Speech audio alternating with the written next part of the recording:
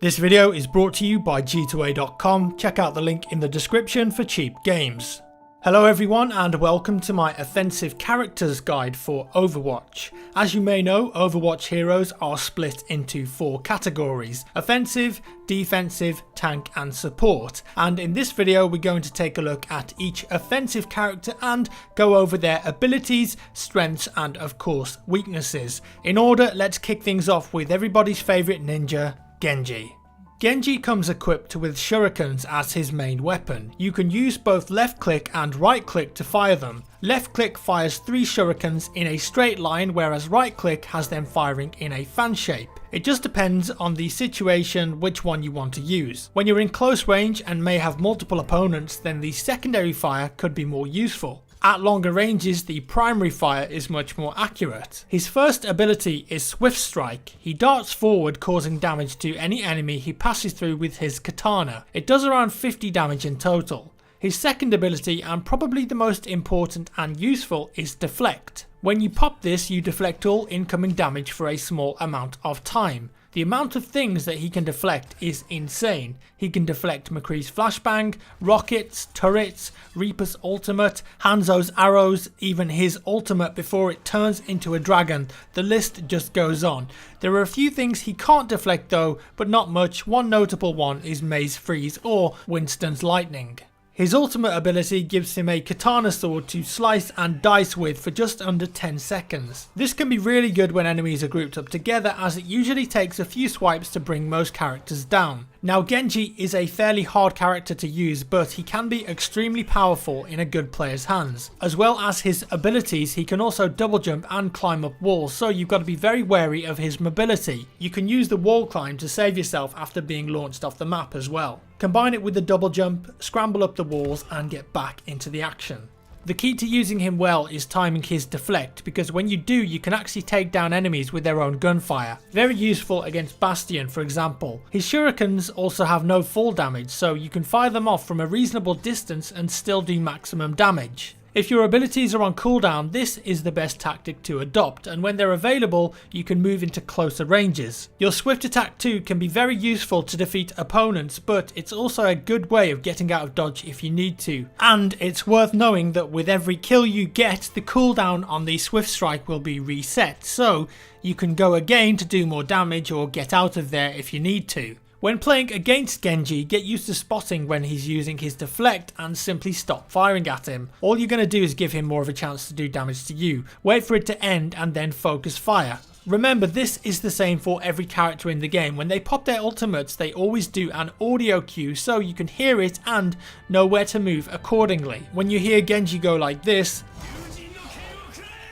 he's going to be running at you with a sword, so try and keep your distance or knock him back. He isn't invulnerable in that state though, and has the exact same health, so you need to remember that when playing with him and against him. Next up is MCREE. He's a bounty hunter, just in case you wondered, from Santa Fe, New Mexico, and he comes equipped with a revolver named the Peacemaker, and it certainly does just that. He has 2 firing modes. Left click fires a single shot, which is still good and you can pick people off with, especially from range with headshots. And your right click does a move called Fan the Hammer, which quickly fires off any remaining bullets left in the cylinder of the gun. That's an important thing to remember. He has 6 bullets in his cylinder before he fires off any shots. If you do Fan the Hammer or right click when he has 6 bullets, then you're going to fire 6 bullets. If you however shoot off a few shots and only have, let's say, 3 or 2 and do your Fan the Hammer ability before reloading, it's only going to fire off as many as you have left in the cylinder. In terms of abilities, MCREE has a combat roll which lets him roll or dodge in any direction, but more importantly, and we will elaborate on this later, it also instantly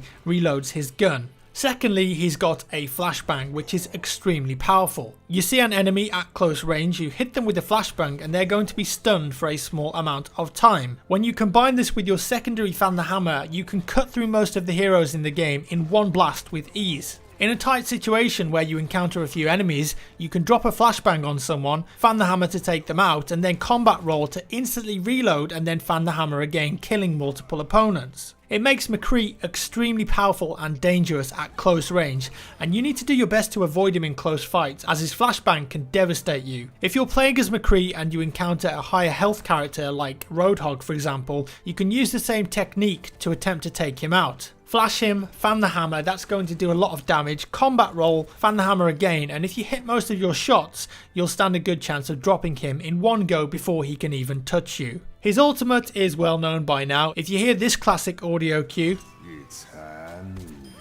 then you're probably better off to stay behind cover or a shield. When he uses this, he stays fairly stationary while taking aim on any opponents in sight. You'll get an indicator on screen if it's going to be a hit on an enemy player, and try your best to line up as many of those opponents as you can before hitting fire. If the line changes to a skull, it's a guaranteed kill. Enemies with higher health though will take longer than enemies with lower health to turn into a skull. Now if you do this correct, you can take out up to 6 enemies at once depending on how many are in your line of sight and ready to be killed. Most players are very clued up on this by now though, especially with the audio cue being so standout and unique, so you've got to be really smart on how you use it. From above and by sneaking behind an enemy team for example will give them less chance of getting out of the way and more chance for you to kill them and get that precious play of the game. We're now going to take a look at Pharah. I still think Pharah is the easiest character to pick up for new players. This is for a number of reasons, but most importantly,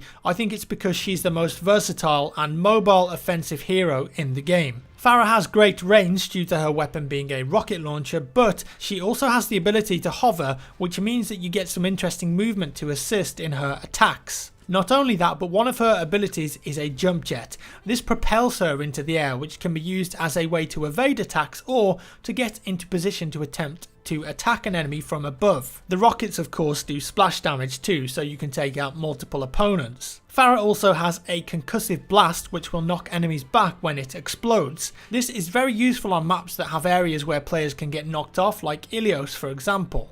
Her ultimate is a rocket barrage where she's kind of held in position and can fire a barrage of rockets wherever she wants. Again, the audio cue for this is very clear. This ultimate is a tricky one to get right though, because in the correct place you can take out multiple enemies, but you're also very vulnerable if you're in midair and can't move. A Hanzo or Widowmaker can take you out fairly easily before you even do any real damage. Also, I'd try and take out the healer first, as even with the power of her ultimate you might struggle to kill multiple enemies if they're being healed at the same time. That being said, if you do get her ultimate right and surprise the enemy, it can be devastating. Something to remember though when playing as her and against her is that she can't stay in the air forever. Her hover requires fuel and she's the most vulnerable when on the ground, so use that opportunity to pounce. If you're playing as Pharah, you should always try and use verticality to your advantage to limit the amount of time you spend on the ground. That's not where your strengths are. In the air is where you'll do best. Die, die, die. Yep, you guessed it. Next up is Reaper, otherwise known as Gabriel Reyes, former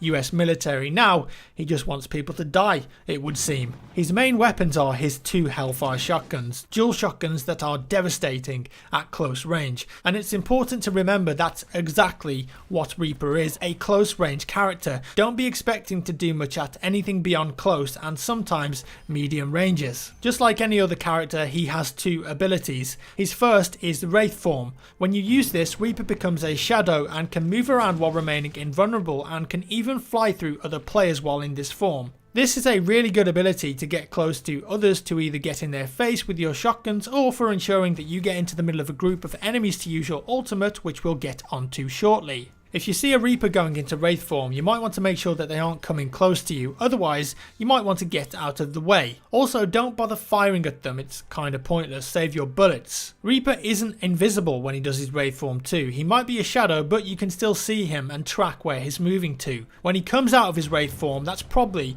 when he's going to be at his weakest. His second ability is Shadow Step, and it's essentially a teleporter. He can look somewhere, say ahead of him or up high on a building, and teleport there. This is very useful to get behind enemy players and to get onto building tops or ledges that would otherwise be hard to reach for most other characters. Look out for the red smoke that appears when Reaper is about to teleport. If you're fast enough, you can also use your teleport to get back onto the map if you've been knocked off. Reaper also has a great passive ability called the Reaping, and this means that when he kills an enemy, they'll drop a soul. It's like a little orb, a glowing orb, and if Reaper picks it up, it's going to restore 50 HP. His ultimate ability, well, don't let the name fool you, it's called the Death Blossom, and it's extremely strong when he gets into a group of players in close proximity. Reaper will empty both his shotguns while spinning around at top speed. When you hear that die die die, it may already be too late, but remember, he's not invulnerable when doing this, so he can still be killed. Also, if you're playing as Reaper and you've got your ultimate ready, it's worth waiting until you're back on full health, otherwise you could end up going in there and dying pretty fast, and that's going to be embarrassing and not very effective. The final tip for Reaper is that you really need to get up close because his shotguns are ridiculously powerful at close ranges and can destroy tanks in a couple of headshots, but when playing against him, use distance to your advantage. Our penultimate offensive character is Soldier 76. Next to Farah, Soldier is possibly one of the most straightforward offensive heroes to use because he's a fairly classic FPS character. His main weapon is a heavy pulse rifle that's very accurate even when moving or jumping, and it has a secondary fire that spits out a spiral of rockets in a single burst. This secondary ability can do up to 120 damage if it's a direct hit, making it extremely strong, especially when you combine it with some damage from his primary weapon. And Soldier is the only character in the game to have sprint.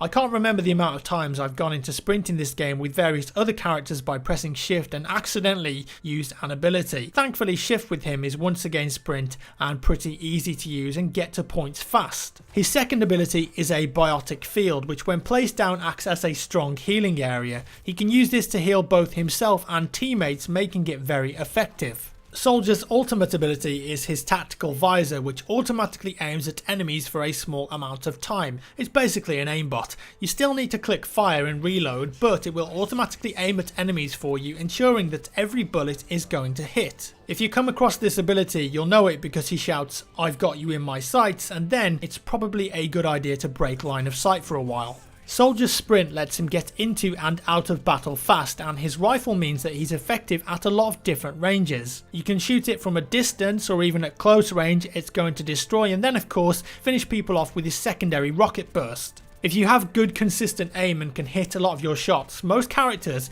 are going to get absolutely melted by Soldier. He's definitely one of the most well-rounded heroes in the game, able to do damage and heal himself within any specific situation. Use your sprint whenever you're able to, as it doesn't have a cooldown, and remember that your ultimate ability will automatically fire, but it doesn't do any extra damage and shields will still block the bullets. By keeping your distance when using it and picking the right time, you give the enemy team less chance to kill you. It will also always aim towards the body of whoever it's targeted, meaning it's unlikely to give you headshots. Because of that, it's probably best to focus on the smaller heroes like Tracer, Farah, MCREE and the healers rather than the tanks, because you're likely to be able to take out more enemies that way.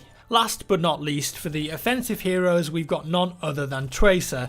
I love Tracer. In fact, I believe the game should just be called Tracer Watch, and I play her way more than any other character. And I'd say that Tracer is pretty hard to use and even harder to master. She's got the least health of all the other heroes at 150, not including D.Va when she's out of her mech of course, but she makes up for that with her unique abilities and damage potential.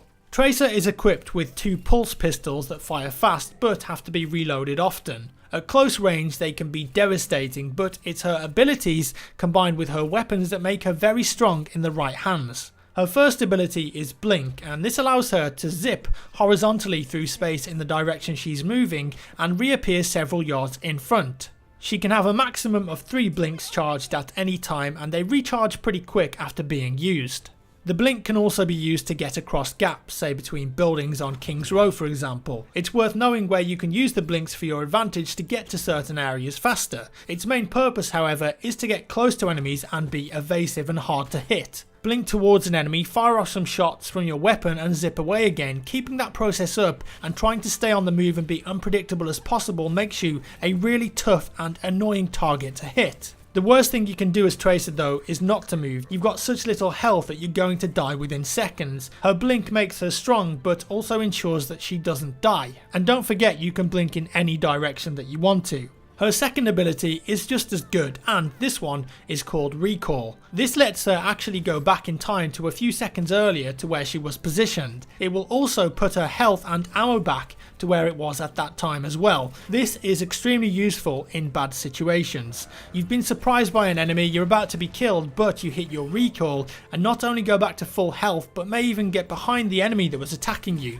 It's worth always ensuring your recall isn't on cooldown when you're engaging multiple enemies. Tracer really is at her best when you combine all three of her abilities, including her ultimate, which is a pulse bomb. This is a large sticky bomb that will stick to any surface or even enemy players. After a few seconds it's going to explode and it will kill most enemies in close proximity. It actually deals around 400 damage, which is enough to take down most of the heroes in the game apart from the tanks. The best tactic is to blink into an area with multiple enemies, drop your sticky bomb on the floor or stick it to someone and recall out to where you were before. It's extremely satisfying when you get it right and can be devastating. It's also really useful for taking out turret characters like Torbjorn or Bastion. Move unpredictably using your blink, stick the bomb on there, recall, get out of dodge, and you'll guarantee a kill and allow your team to push onto an objective. When you play as Tracer, you aren't going to win many heads-on battles of damage. You've got to use your speed and movement to your advantage. Keep on the move and keep enemies guessing where you went. And remember, like I said, you don't have to blink forward, you can blink in any direction, so try and vary it. Also, if you get knocked off the map, use your recall to get back and save yourself. Now, there are probably two heroes that you should try to avoid most as Tracer in close battles, and that's MCREE and Mei. If MCREE times a flashbang grenade on you well, you're completely stuck and he's going to easily kill you with your small amount of health. And that's all for my offensive characters guide for Overwatch. I hope you enjoyed it, guys. If you did, please leave a thumbs up. Videos like this take a very long time to put together. If you didn't like it, a thumbs down, that's no problem. Subscribe if you're interested in more Overwatch content. I will be doing videos for each separate class, so coming up next is defensive, then we've got tank, and then finally support. As always, thank you so much for watching, guys, and I'll see you in the next one.